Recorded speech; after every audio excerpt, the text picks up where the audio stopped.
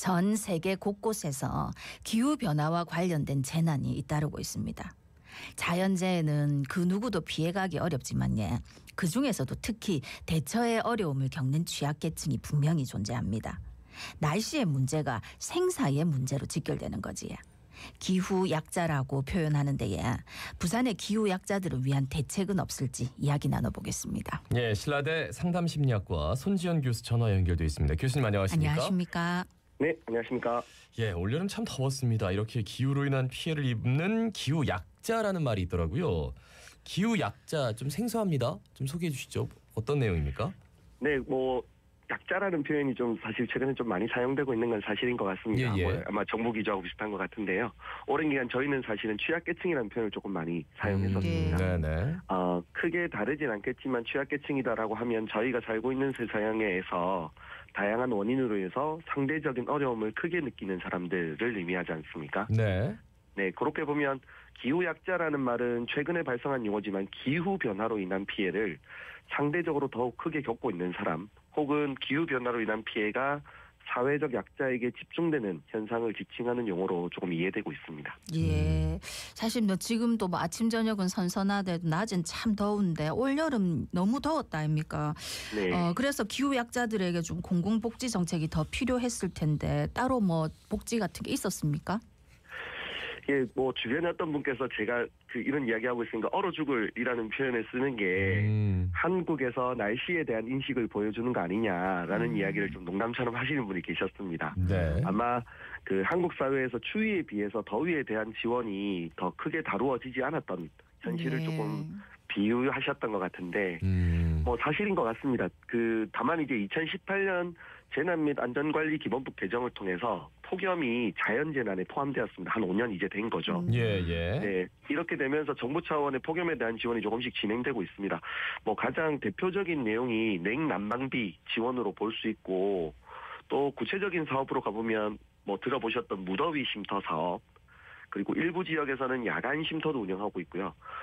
쪽방촌과 같은 주거 취약 지역에서는 안개 분사기나 이동형 미니 에어컨, 창문형 에어컨 있지 않습니까? 네네. 이런 것들을 좀 설치하는 지역도 있고요.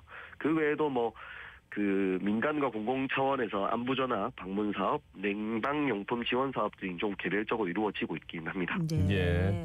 부산시가 무더위 쉼터로 지정된 경로당에 냉방비를 지원하고 있습니다. 보편적 복지 실현 이런 모토가 있긴 하지만 현실이 조금 다르다고요? 왜 그렇습니까? 네. 부산에 이번에 보고됐던 내용을 보면 부산에서 실내 무더위 쉼터를 지정했던 1265개소 중에서 842개가 경로당과 같은 노인시설이다라고 이야기를 하고 있고요. 예. 부산시 같은 경우에도 대표적으로 이제 모든 경로당, 부산에 이제 2338개소가 등록된 경로당으로 확인되고 있습니다. 네네. 경로당이 모두 무더위 쉼터로 활용하겠다라고 하면서 보편적 복지 실현이다라고 말씀은 하시는데요. 사실 이를 보편적 복지 실현을 보는 건 좀 위험하다라고 생각이 듭니다. 예를 들어서 먼저 생각해 볼 수 있는 이야기는 노인이 상대적으로 취약할 수는 있겠지만 대부분의 시설이 노인으로 한정되고 있다는 점은 분명히 약점이라고 좀 봐야 될 것 같고요. 네. 두 번째는 경로당의 운영 현실을 좀 봐야 될 것 같은데 다수의 경로당, 대부분의 경로당이 회원제로 운영되고 있습니다. 네. 이러한 경로당은 기존에 있는 이용 노인들이 주로 사용하고 있는 시설이기 때문에 새로운 노인이나 주민들이 사실 더위를 약간 피하기 위해서 이용하는 것은 좀 쉽지 않다라고 봐야 합니다.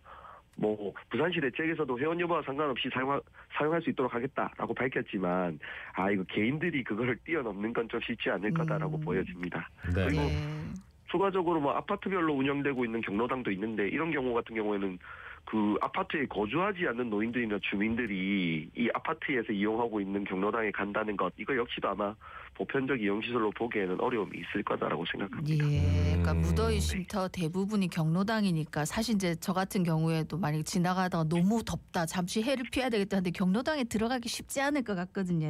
네, 아마 설거지하러 왔다는 소리 듣습니다. 네. 그러면 좀 이런 상황이 좀 나아지기 위해서는 어떤 개선점이 필요하다고 보십니까? 네, 사실 앞서 드렸던 문제점에 대한 이야기가 좀 동일할 것 같습니다. 네.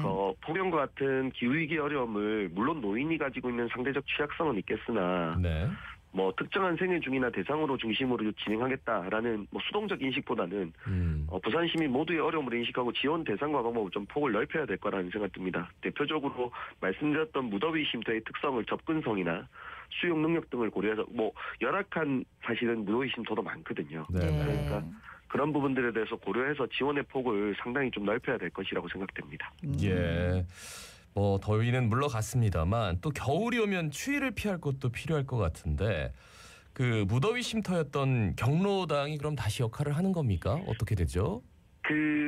아까 앞에서 말씀드렸던 것처럼 추위에 대한 지원은 더위보다는 조금 오랜 기간 지원이 됐던 건 사실입니다. 네. 근데 예, 지원 예. 방식이 아마 떠오르시는 분이 있겠지만 아마 개별 집에서 전기장판이라든지 우리 따뜻한 이불 같은 거 드리면서 집에서 개인적으로 잘 지낼 수 있도록 하는 방법을 주로 사용하고 있지 않습니까? 네. 그래서 무더위 쉼터였던 경로당에 추위를 피해서 간다라는 이야기는 조금 더 아마 안 좋게 나타날 가능성이 있을 거라고 봅니다. 아마 네. 거의 안 가실 거라고 봅니다. 예. 아니 그래도 꼭 필요한 거 아닙니까? 그러면은 무더위 쉼터한테 경로당하고 또 비슷한 상황이 발생할 것 같은데 뭐 대안 같은 게 있을까요?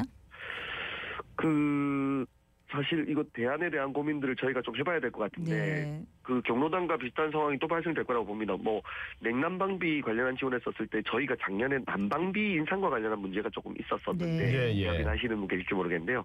하나는 절대적인 난방비를 포함해서 운영 지원에 부족함이 있었습니다. 10만 원 정도 난방비는 올랐는데 지원비는 똑같았기 때문에 지원하지 못했던 문제가 있었고요.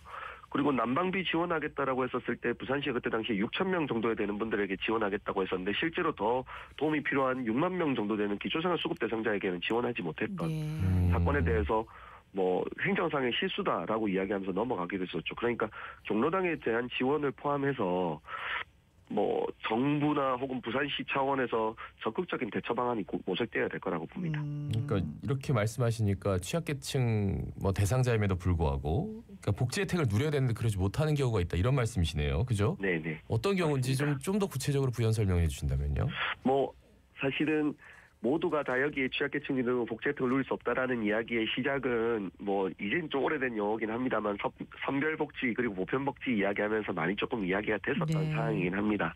그래서 부산시에서 추구하는 뭐 대표적으로 좀 사회 서비스 바우처 사업들이 좀 있습니다. 특히 부산시에서 이제 핵심적인 사업으로 지원하겠다라고 했었는데 이런 사업들 같은 경우에서는 자기가 도움이 필요한다 하더라도 신청을 먼저 하지 않으면 도움을 받을 수가 없습니다. 그러니까 지출할 수 있는 비용도 있어야 되고요. 동시에 신청이 가능한 사람만 누릴 수 있지 도움이 필요한 사람이 만약에 이런 제도를 모르거나 혹은 비용이 없다면 누릴 수 없는 제도고요.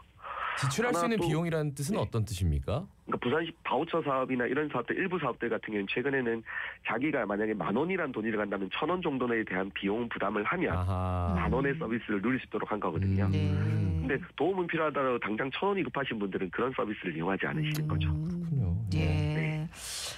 복지 얘기는 항상 늘 참 안타깝고 어렵습니다. 전반적으로 부산시의 복지 정책에 대해서는 어떤 생각 갖고 계십니까? 변화에 대한 민감성이 조금 더 높아져야 되지 않겠나라는 생각이 듭니다. 오늘 말씀해 주신 기후위기라고 하는 것도 사실은 굉장히 빠르게 우리가 경험하고 있는 사회적 위험이고 어려움이 되었지 않습니까? 그런데 기존에 제공하고 있던 서비스 방식에 대한 획기적인 변화를 모색하기보다는 조금 더 좀 채워가려는 또 기존에 사용했던 것 가지고 이제 홍보를 하려는 시도들이 조금 더 많은 것 같아서 아쉬움은 분명히 있는 것 같습니다. 마지막으로 부산 시민들께 한 말씀 남겨주신다면요. 네, 박경준 시장이 공언했던 다시 태어나고 살고 싶은 부산이다라는 말이 있었습니다. 저도 너무 동의하는 말이고요. 그런데 방금 이것을 위해서는 당연하게 다시 태어나서 살고 싶은 부산을 만들기 위한 노력이 필요하다고 봅니다. 그리고 그 노력에 대해서 부산 시민도 많은 관심이 있어야 된다고 생각을 합니다. 당연하다고 생각했던 것에 대해서 좀 민감성을 가지고 적절하게 대응하기 위한 유연성을 가지는 부산시가 되기 위해서는 시민들의 관심이 더 필요할 것이다라고 생각됩니다. 네. 어떻게 보면 정말 하루하루가 뭐 내 삶을 돌아보기도 쉽지 않은데 부산시 전체의 복지 이런 것들을 한 번쯤 돌아봤을 때 조금 더 적극적으로 또 새로운 혁신이 일어나지 않을까 이 말씀 여기까지 듣습니다. 고맙습니다. 고맙습니다. 네, 감사합니다. 신라대 상담심리학과 손지영 교수였습니다.